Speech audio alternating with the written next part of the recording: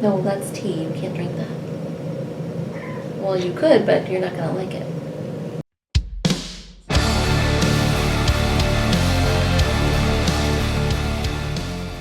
Hey, this is Megan. And Sue, the Spine Breakers. And today we are going to do our favorite reads of 2019.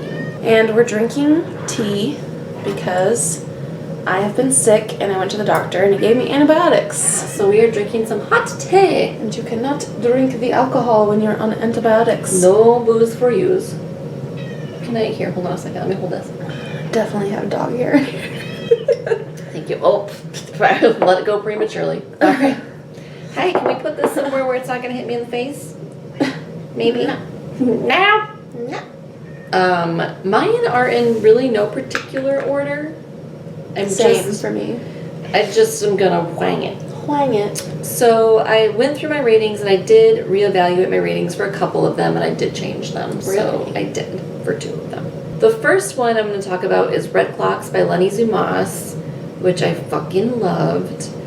So this is a book about 5 women and they're living in this world where abortion is illegal, and so they're all trying to navigate because they all have issues about this in some way, except for one of them who doesn't really have much to do with the story at all. But yeah, so this book was weirder than I was expecting, but in a good way. Like I ended up It's just butt and flu. Kira's ass. She's really bad about that. She really likes sticking her ass in the air. She's like, if you got it, work it, girl. She's just about the ass. Yeah. So is everyone else. Good lord. I don't even know. I have any idea what I was talking about. I liked it. It was good. Okay. Well, you know that I read some Queen Octavia. Of course you did. Last year, and you know it's on my favorites list. Mm-hmm. So, firstly, I have Parable of the Talents by Octavia Butler, and this is the sequel to Parable of the Sower, which I read at the end of 2018, and then I read Parable of the Talents in like January or February of 2019, and I really loved it. I think I liked it slightly better than I liked Parable of the Sower. And this duology is about, it's set in a dystopian world where there's been like an economic collapse. And so the main character is this young woman who is sort of forming her own religion based on the concept that God is change. And so the first book is about her kind of building that religion and also like surviving in this sort of survival of the fittest kind of dystopian world that the U.S. has become. And and the second book is from her daughter's perspective. Mm-hmm. And her daughter, I just think it was like really interesting the way Octavia Butler did it, because the first book is from I don't remember the main character's name. I don't either. But this woman who's building her own religion, she's quite young, just a young woman in the beginning. I think maybe even like a teenager. Yeah, at I think the she very might beginning be. of the book. Yeah. So that's from her perspective, and so you're getting like her perspective on like why she's doing this, doing what she's doing. And then you see her daughter's perspective of kind of seeing this as an outsider, and she doesn't agree with everything. Right. She's not the biggest fan of her mother. Right.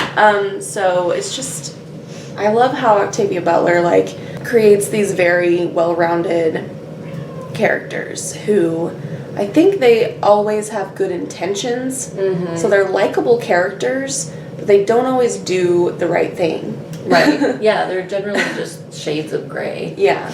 And that's like one of my favorite things about her writing is just that these characters are so like real, multifaceted and real, and so I loved that. I'm pretty sure I gave it 5 stars. That's awesome. I agree with you. I liked that book better than Parable of the Sower, I think. Yeah. But yeah. So secondly, I'm going to talk about Daisy Jones and the Six by Taylor Jenkins Reid.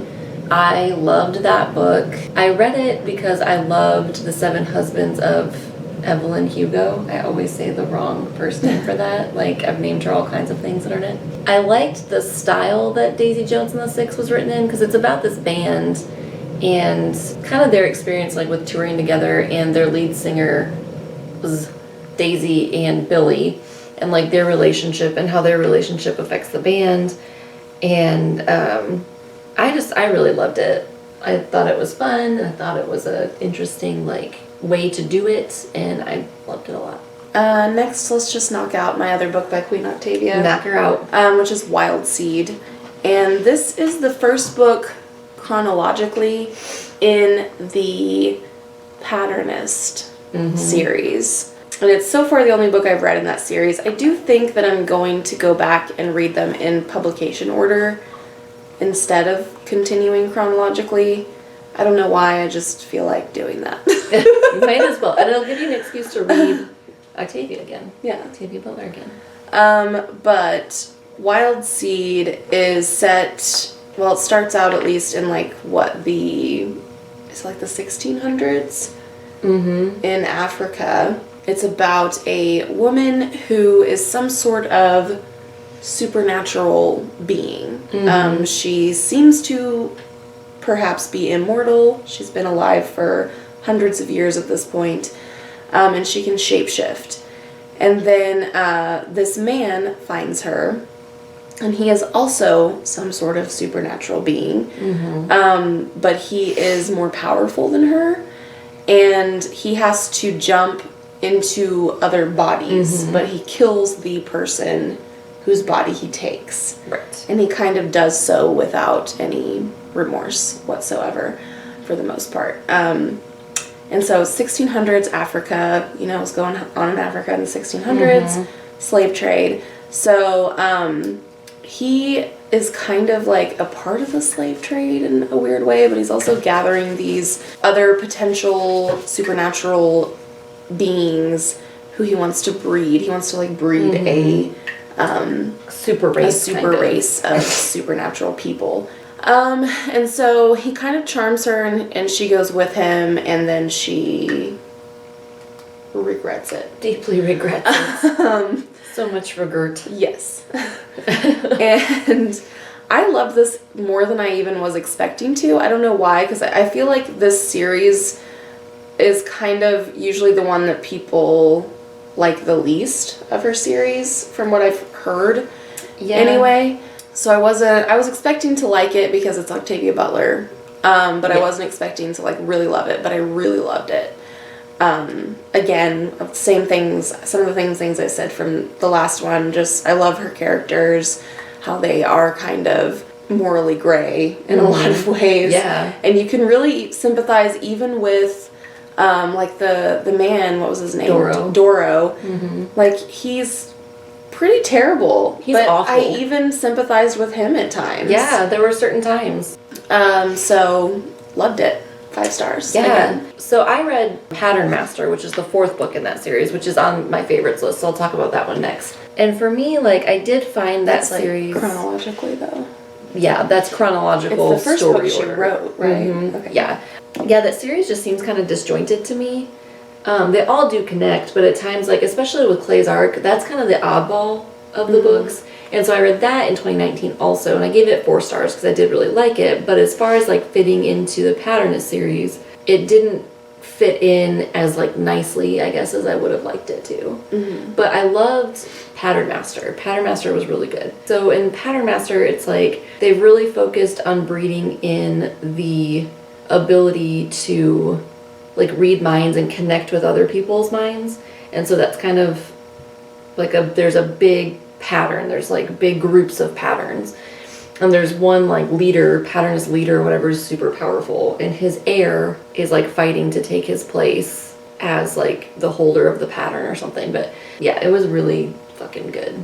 So, my next favorite is Not That Bad, Dispatches from Rape Culture, edited by Roxane Gay. And this is by various authors, and it's essays about their experiences with rape culture. And it kind of focuses on that idea of, like, everyone thinks that what they've gone through is not that bad compared to what other people have gone through, which I think could be applied to other parts of your life. Yeah, like many any parts. kind of trauma, really. Yeah. But I just thought this was... okay, I listened to the audiobook, and I really think that enhanced my experience because each essay is read by the author. So you're getting it from their, in their own voice. So I think that just was really impactful, and I think anybody could relate to the things that were said in most of these essays, especially women, but there are 2 or 3, I think, written by men, and I know that, men definitely deal with rape culture as well, and sometimes in different ways than women do. Yeah. So, it was just really good. I believe I gave it 5 stars as well. I loved that book. So next I'll talk about Possessing the Secret of Joy by Alice Walker. This is not a sequel, but it is a follow-up for one of the characters from The Color Purple. So Tashi, the tribeswoman that they meet when they're like missionaries in Africa, and she ends up marrying... I'm spoiling The Color Purple for you, sorry. She ends up marrying one of the kids or whatever. So this is Tashi's story, and it's about how in her tribe they used to practice genital mutilation, but they had kind of moved away from it. And she did not have it done as a child when it was typical for it to be done for whatever reason, but she chose to go back and have it done. I think she was a teenager or a young woman, but she decided to go back and have it done. And so this is her struggle with mental illness and with coping, and a little bit to some degree, her physical difficulty with coping with that decision now that she is removed from that tribe and that culture. But it was really good. I adore Alice Walker.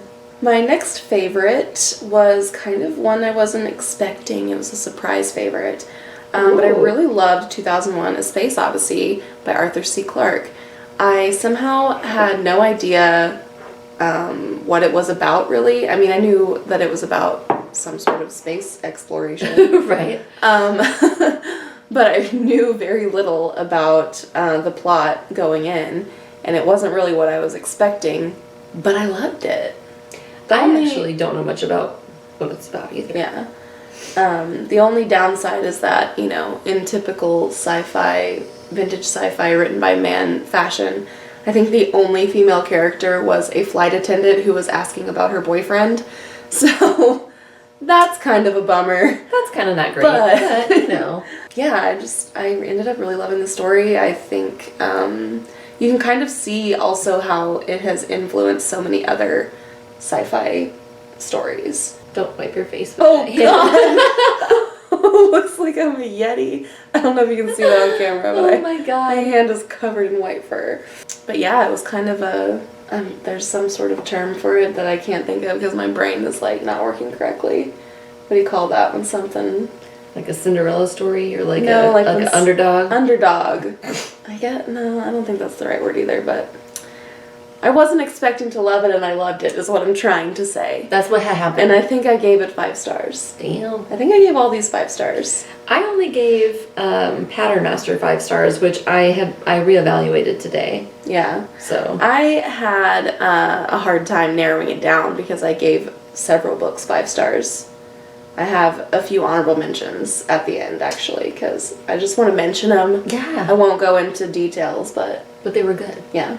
The last one is The Testaments, which I talked about in our December wrap-up video, or will talk about in our December wrap-up video, depending on which one gets posted first. So that is the sequel to The Handmaid's Tale, and I know that this got kind of some mixed reactions and mixed reception, but I really loved it just because I loved The Handmaid's Tale and I wanted a continuation of it. I wanted to know more, and this was from some different perspectives that weren't in The Handmaid's Tale, and so I liked that so I could get a more multifaceted view of Gilead, I guess, and to kind of learn some more about the characters that were, I would say prominent but not well developed in The Handmaid's Tale. So I dug it and I gave it 4 stars. And my last one is also one that I talked about or will talk about in our December wrap-up, and that is The Incarnations by Susan Barker, which is a story about a man who is a cab driver in Beijing, and he starts getting letters from someone who claims that they have known him in many past lives over the centuries, and that their souls are like connected, and is telling him the stories of these past lives, and they're all kind of like based on Chinese history, or in some cases I think kind of folklore, but some of them are like based on actual historical events, and I just loved it. I love stuff about reincarnation. I find it fascinating, and just like I wish it were real. Mm-hmm. I don't know why. It's just fucking cool. I think it's really cool. And it was also really interesting to learn about, because I did kind of like, I always love when a book like prompts me to learn more. So I did like end up Googling some of these things that they were talking about, because like, you know, in the US we don't learn a whole lot about Chinese history. So I was Googling some of these events and I was like, got to expand your horizons. Interesting. Yeah, so I ended up really loving it, and 5 stars again. Boom. Yeah. 5 star.